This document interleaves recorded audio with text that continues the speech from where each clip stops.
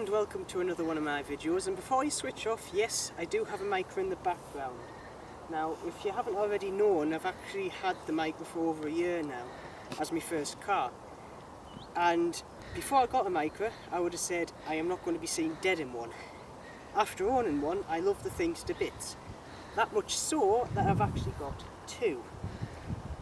Yes, I know, most of you are thinking I'm clinically insane by now, but there's a reason why I have two, because to be honest, they're such a bloody good car. Both these are 1 litre 16 valves. The engines are bulletproof. When I got this one had 18,000 miles on the clock. I know that's very rare with one of these with these ages, but runs like a dream. It's now got 26 on, so I've actually put quite a few miles on. This one's had 70 on, and the engines still fit as a lock. Now wrong with the engines, they'll go forever if you treat them right. And if I put this one up, they're also simple to work on. There's nothing there. Now the later ones did have coil packs in them. These have got a dizzy cap, so basically you have a cap, a distributor, with it feed to all the spark plugs. It's fuel injected. It's got about 60 horsepower, which is ample enough. It'll get you up to 70. I've had this above 70.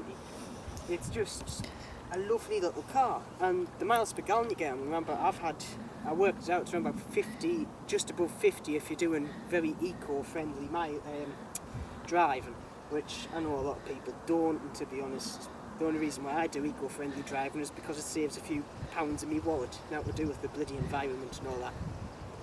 You know, I'm not even going to get into that, that's another video. But lovely car, and they're cheap to insure. Both of these for me, I'm 21.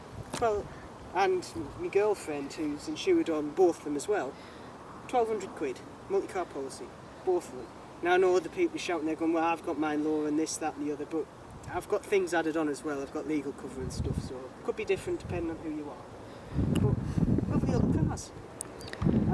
Well, to be honest, I can't really talk because I did skip the hell out of them when I first looked at them and saw them, but you just can't fault them on the inside if you want to have a look around here, if my camera person can walk with me. Both of these have actually got the same interior. Does this one open? Yes. Ignore the mess. Keep to the back. Actually, is your car cleaner, Nikki? Yeah. Okay, turn to your car. We shall go to the cleaner car. It's just a lovely layout. Everything's to hand. It's got a new radio in. That's one I got from a scrapyard at Kenwood there. But it's big enough for my size of people, which is around about 5'7". We had a 6-foot person in last night. He couldn't hardly fit in, but we just ignored that because he's just part of the scenery. But lovely to drive. They're not hard to drive. Cheap to insure. It's all you want. The only problem is, like I have found out with this one and have just had fixed, is rear sills go like anything on them.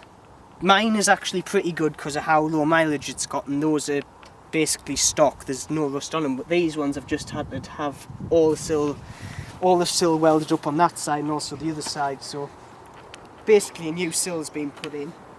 Another problem is, if we come around to my car, is the front cross member at the front here.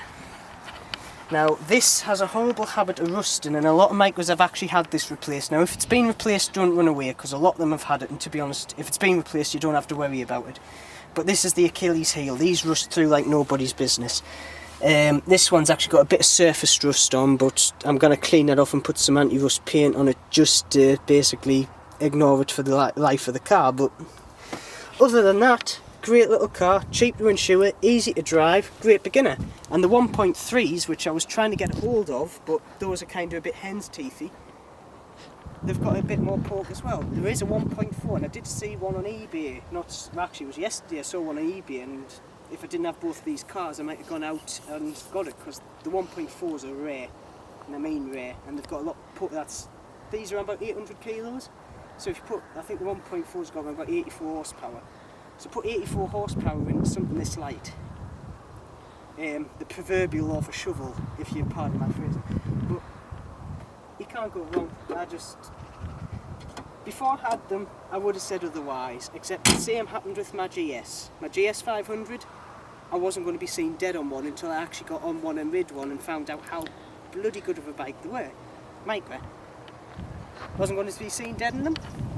I drove the car, And now I've actually won 3 of these. This is my second one, but the third one we'll ignore because that had a little incident which we shall not get into at this present time.